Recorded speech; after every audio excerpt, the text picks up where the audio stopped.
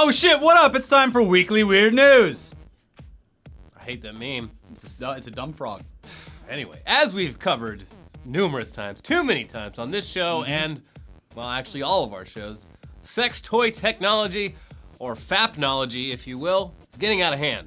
Whether it's a disembodied twerking butt, or a human foot, or the limitless abyss of virtual reality, there's been an onslaught of new things to stick your dick into over these last couple years. Still though, all this stuff, even the meager fleshlight, caters pretty exclusively to first world clientele with disposable income. The fleshlight's affordable. Old reliable. Affordable? People in, little boys in China would be glad to have. You make the prison one with the tube and the towel and the condom. I've never been to prison. Anyways, this is all why when a life-size female sex doll washed up on the shores of the remote Indonesian island of Palau Bangkulu, did I nail that? Sure. The reaction of the local fishermen who found it was not, how did this fuck doll get here, and let's draw straws to see who gets to have sex with it first. Their reaction was that they'd been blessed by the presence of an angel from the heavens. Aww. Here's some quotes from local newspaper Pojok Satu's article about the finding, which we'll translate to the very best of our limited abilities. And Google's limited abilities. Yeah. Excitement! Child angel found fallen from the sky, bare and crying. Villagers who found the child angel say they found the girl after hearing the sound of her falling from the sky. The sudden discovery shocked the residents of Kalupapi village. Shining white, with round eyes and red eyebrows, the child angel was found face down, crying and naked, covered only by a white cloth. Local residents described the child's face as exactly like a Barbie doll. Should have been the first giveaway. red flag. But so keep in mind the sex doll at the center of this story is not some high-end $4,000 anatomically correct real doll sort of thing. It's inflatable and was probably just some party gag on some rich dude's yacht somewhere before it ended up in the South Pacific, going overboard and floating up on shore. But sex doll beauty truly is in the eye of the beholder. And though the angel was found naked, Indonesia is a mostly Muslim nation, so the villagers took her home and quickly dressed her in some more modest clothing, changing her outfit with every new day. Of course, on an island as small and remote as Pulau Bangkulu, gossip travels fast, especially if it concerns supernatural women falling to earth completely naked. So the local police, of course, decided to look into the matter. Wait a second. After a very thorough investigation, they figured out that the truth was that the angel who'd come into these villagers' homes and changed their lives forever was just a sex doll. Lieutenant Buzzkill was on the case. So the cops, of course, confiscated it, and they're now keeping it at the police station for everyone's safety. Sure. Yeah, I'm sure you're keeping it real safe, officer. I'm gonna keep her in my cubicle for today, just to make sure nothing happens. As close as possible. Make sure she doesn't get away. I think I need a second look. Can you all leave the room? Someone has to take her home. You're just gonna leave her in the station overnight? How do we know if it's a sex doll if none of us have sex with it? Yeah. Do we even know it's capable of that? That is not officially a sex doll until I come. Is the rule, I think. Yeah. Yeah.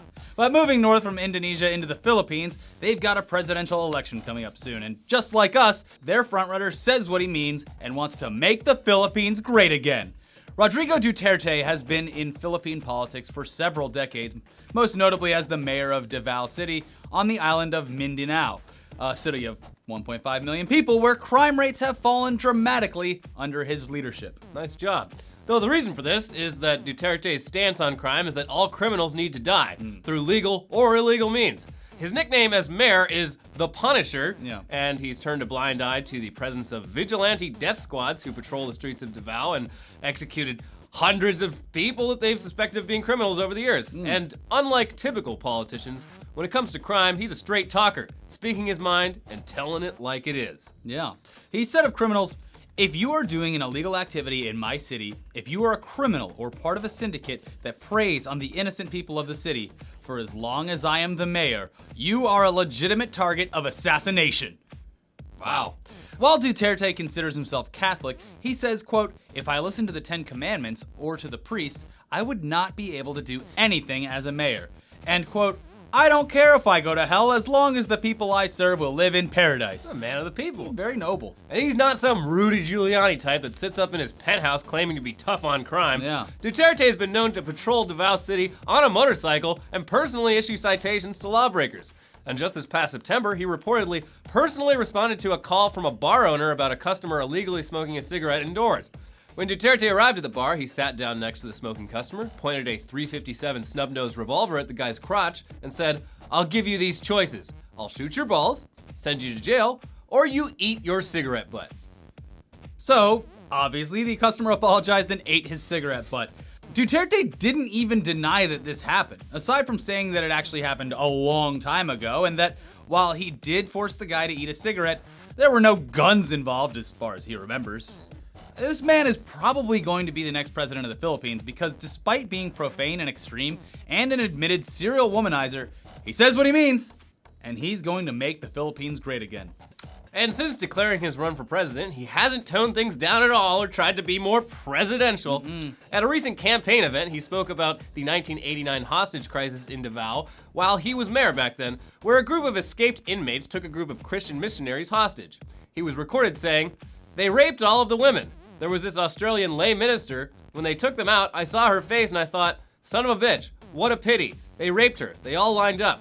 I was mad she was raped, but she was so beautiful. I thought, the mayor should have been first." What? He's like, "Oh, all these guys raped that hot girl. Should have been me." He wanted to get raped? No, he wanted to rape her first. This guy's a monster! Yeah. Whoa!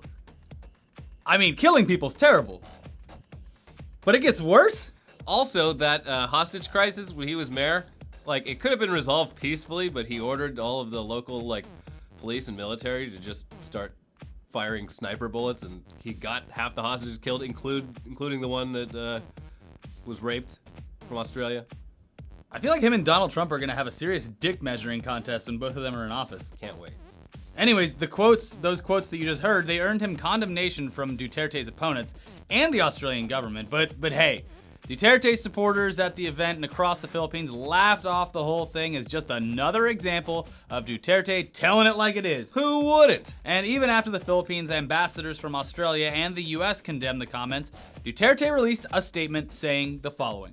It would do well with the American ambassador and the Australian ambassador to shut their mouths. Bam! Whew. He also said that once he's president, he might have to consider just severing ties with the US and Australia. Get out.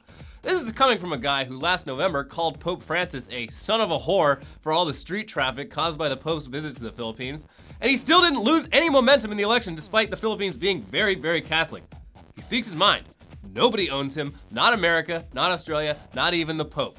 And the man sticks to his principles. In his most recent presidential debate, he said of his approach to crime, "I'm really angry. They say I am a killer. Maybe I am." He was then asked what he would do if he found one of his children was involved in drugs, and he replied, "I will kill him." No one's safe. Not even his own kids. And then at a campaign stop, speaking to a room full of the Philippines' top businessmen, he reiterated his goal to eradicate all crime in the country within the first 6 months in office by ordering law enforcement to just kill all criminals, promising to hand down 1,000 presidential pardons per day for any officers or soldiers who get charged with human rights abuses. And even promising to pardon himself, joking to the crowd, quote, "Pardon given to Rodrigo Duterte for the crime of multiple murder, signed by Rodrigo Duterte." Woo! Preemptive strike. Yeah, the crowd went wild. I love this guy. Ticker tape parade. At the same meeting, he also took a break from talking about killing criminals to address his long history of womanizing. Hopefully he turns things around here. He said, "I was separated from my wife. I'm not impotent. What am I supposed to do? Let this hang forever? When I take Viagra, it stands up." Woo! Okay, I was mistaken. So he's also previously reassured taxpayers that his two mistresses will not be a strain on taxpayers because he keeps them at a cheap boarding house and only uses short-term hotels for sex. Oh, thank God for this. You're not wasting your taxes. I'm not giving these cunts any money. These trashy whores that I have sex with, they're not getting any of your money. Yeah. They're not good enough. Anyway, now with the election coming up just this Monday, just a few short days away, Duterte still has a double-digit lead over all other candidates, despite even the most recent allegations that he's been hiding millions of dollars worth of Filipino pesos away in banks and not declaring them on his taxes. This man will, in all likelihood, be the Philippines' next president for the next 6 years until his term is up, and by law, he can't be reelected because you only get one term. But who knows? Yeah. Maybe he'll just go ahead and change that law. Making the Philippines great again might take more than 6 years. Feels good to be the king. This is terrible.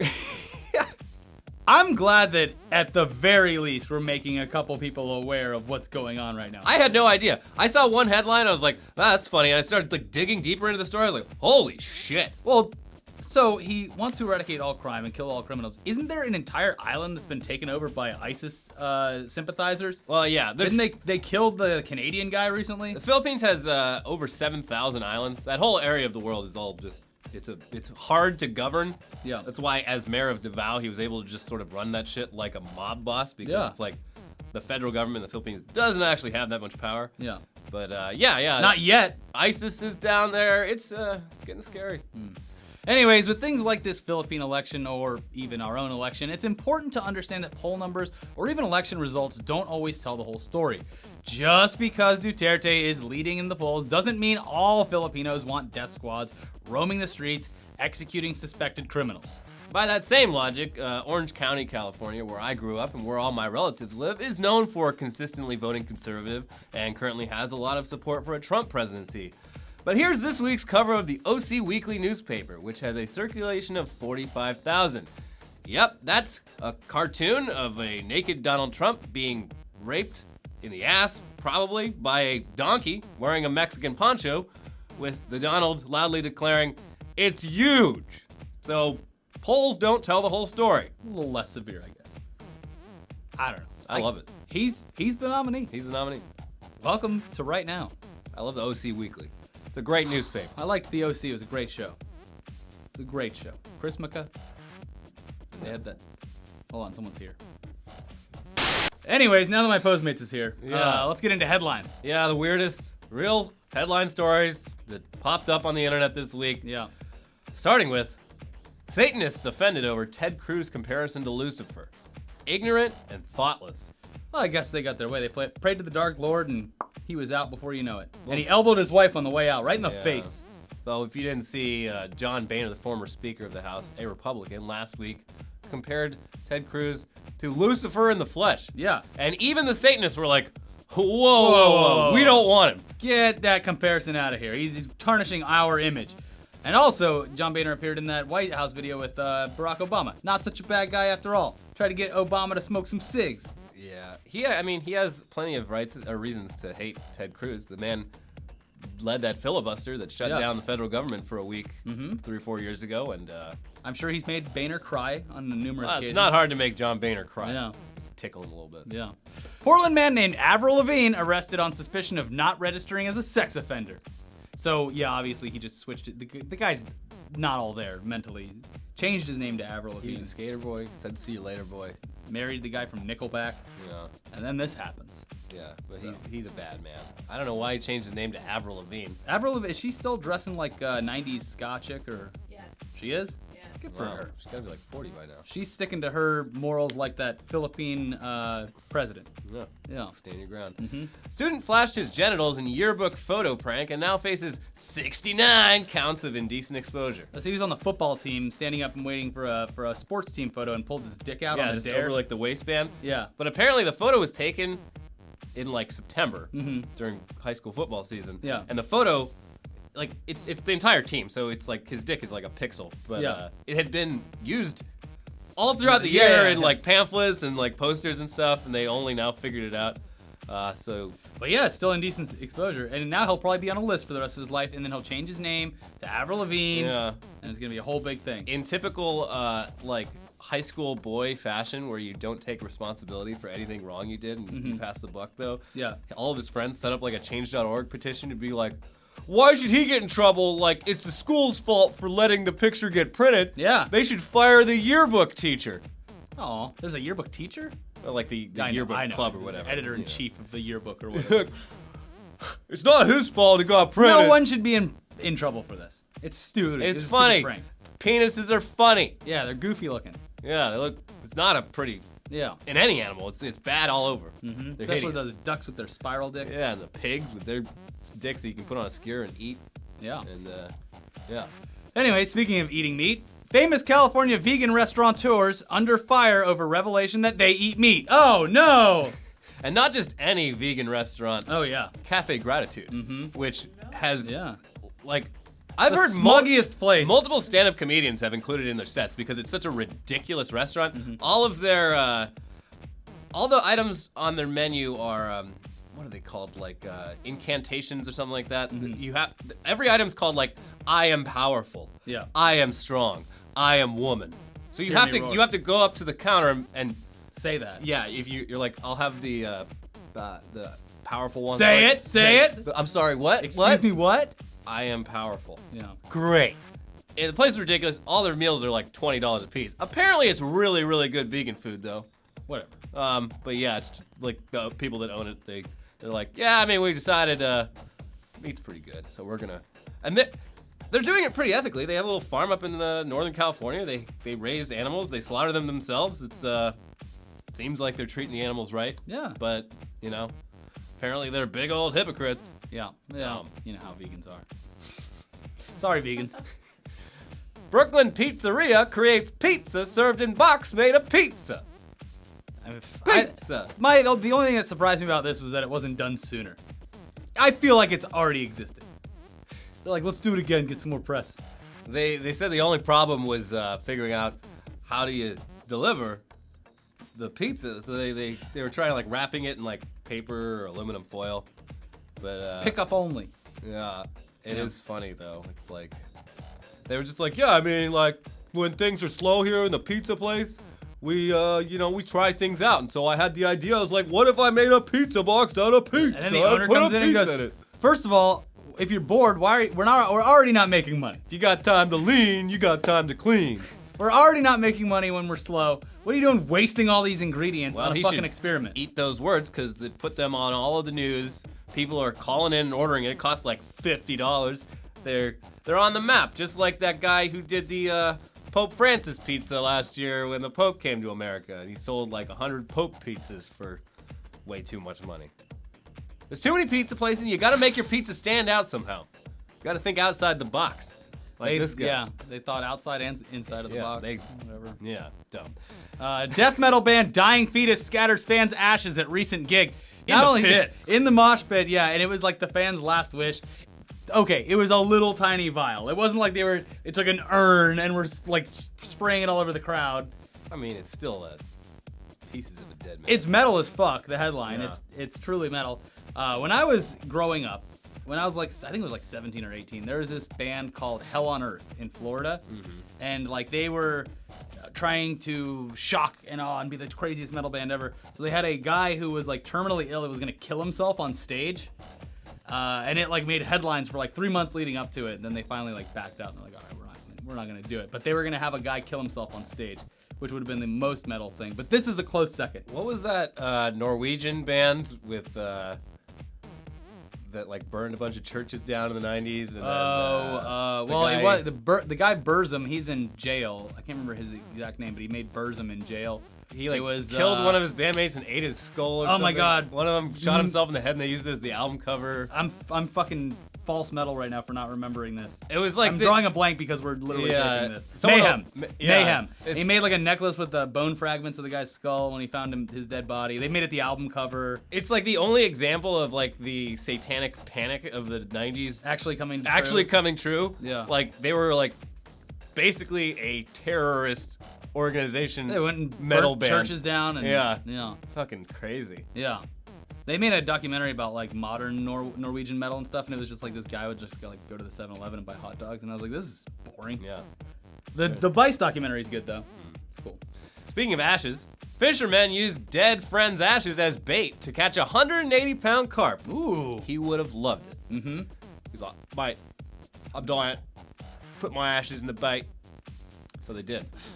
Ashes are stupid. Like I said, ship me to space. Plant an apple tree in my skull. Something like that. Eat from my fruits. Or set me up on one of those cool motorcycles like they do in Puerto Rico. Plant a single bamboo shoot where my dick goes and just like up into the sky. Yeah. Yeah. Carpageddon. Australian plans to kill carp with herpes. Yeah. More carp news. And this comes to us from our favorite Australian politician, Barnaby Joyce. Oh yeah.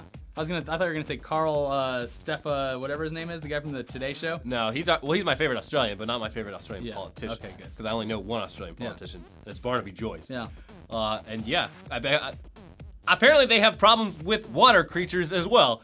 They got too many carp. They got a big shark. They got a lot of sharks out there. See, that's water. The carps, apparently they eat at the bottom of the rivers and they're causing erosion and shit. It's fucking everything up. So they're gonna deliberately give herpes to all the carp to kill them off. But what happens with all the herpes in the water that goes everywhere? I don't know. They'll figure that one out next, Yeah. I guess. It's like getting a bigger predator to eat the smaller predator. No, It they just should keeps getting probably worse. import some American grizzly bears. Yeah. Just let those loose. Sure. They'll catch them. Yeah. And then when the bears become a problem, import some American hunters. Yeah. Kill all of them. Send Dick Cheney out there. Yeah. Yeah. Okay. Speaking of Australia, redback spider bites Australian man on the penis. That's their version of the Black Widow. And, Okay. Yeah. He's bit his dick. Now his dick's gone. He got to keep it, actually. Oh, okay. He went straight to the hospital quick enough. They said that it would have been death if this happened 50 years ago, but anti-venom technology is His dick real had good. to have had some kind of like Oh, I'm sure it was huge. huge. Yeah. No, but it like it bubbles up and then starts like the tissue starts dying and then it just dies. I'm sure his dick is not pretty, but as long as you get injected with anti-venom soon enough, I'm sure he's fine. Yeah. Well, hopefully, It'll be swinging through Sydney in no time, like Spider-Man. yeah. Yeah, except with his dick. Spider dick. His dick sprays the webs. Hey, Mary Jane. In other Australian headlines, police kangaroo rescued after abduction by wedge-tailed eagle. They have police. Okay, first of all, they have police kangaroos. Okay, it's a policeman somewhere in Western Australia, kind of a remote area. He- Perth. No, it's like an Aboriginal area. So he found a little Joey whose mother had died. Defenseless little kangaroo. Like So- Australian version of Bambi. Yeah, so he adopted it, and the police station's in the middle of nowhere, so they got like a big fenced-in yard, and he just keeps this fucking young kangaroo there. It's a police kangaroo. He dresses Does it wear a little police hat? He dresses it up in the costume sometimes. It's pretty adorable. But the little Joey was out there in the police yard hanging around, and a wedge-tailed eagle came in and swooped him and stole him.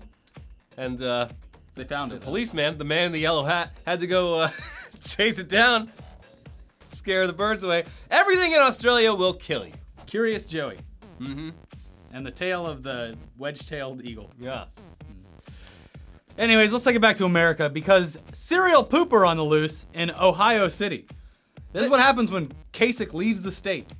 We got a couple Ohio stories. Yeah. But yeah, the funny thing about this one, though, is like no one's actually witnessed a human pooping. They just keep finding poop everywhere. So I'm just like, Could be maybe a big it's dog. a coyote or a big dog. They're like, no, It's it's human human. poop. It's human. Yeah.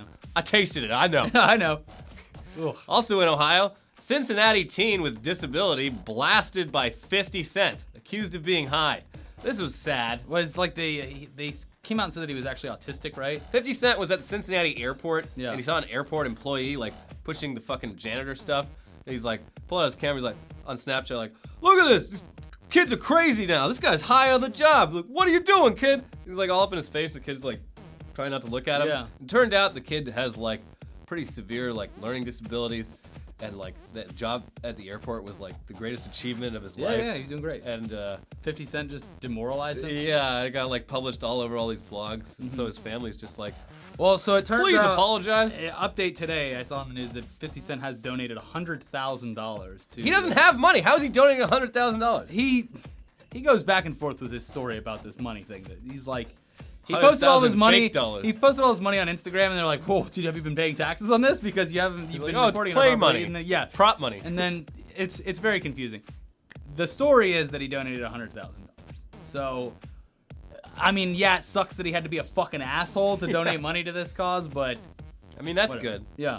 The family of the kid was actually really nice. Like, they were mad, but they were just like, We just wanted to apologize. All we wanted to apologize and issue a retraction because our son's face is showing up on all these blogs. Yeah. People saying he's high, he's not. Yeah. So please just come out and retract it. Yes. So, okay, matter resolved. Mm-hmm. Also in Ohio, police say stop calling drug dealers' phone. We're trying to search it. Yeah. They can't get through all the texts. It keeps getting calls from people trying That's to buy a drugs. great. That's a great plan to get. If you lose your phone, you're a drug dealer. Have a company DDoS your phone. Yeah. So it makes it unusable, Yeah. and that's a great idea. I like it. Oh yeah, that's a good idea. Or Yeah. like find one of those weird glitches in the iPhone where like if you text like a certain string of Oh, yeah, it just characters, it breaks just it? kills the phone. Yeah, perfect. I should be a Eluding it. criminal. Yeah. And the final headline: Paramount sued for not putting enough product placement in Transformers 4. And we all know that's not the case because there's a scene where a Bud Light slowly rolls into Mark Wahlberg's hand, and then he cracks it and drinks it on a hot day. I think we can all agree there was more than enough product placement, but apparently one company did not feel like they were fairly And it was a represented. Chinese company, A Chinese right? company. They said they were promised a bunch of like logos all over the place. They didn't Well, do and this it. is the thing with why this is a big deal is because there's only a certain amount of Western movies that can come out in China per year. Yeah. So a lot of companies work with Chinese like producers and firms to get money to make these movies, and so that they can bring them over to China and show them. And that's why they're pissed, because they actually contributed a lot of money to Yeah. this. The Paramount got something out of it because they got Transformers released in a major way in China, and then they didn't include this product placement. So there you go. Transformers 5 not coming to China. Or double the product placement. Yeah, we'll see. Yeah. Yeah, that's it for Weekly Weird News. Check out all their stuff over here. We have a brand new episode of Tech Tuesday where they're bringing people back We're bringing them back. from the dead.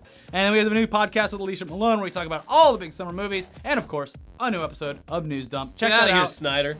Ben Affleck's That's what he's saying. on the case. Mm-hmm. He's like, it's like Gone Girl, but the girl is Snyder. So He slits the guy's throat. Neil Patrick Harris? Yeah.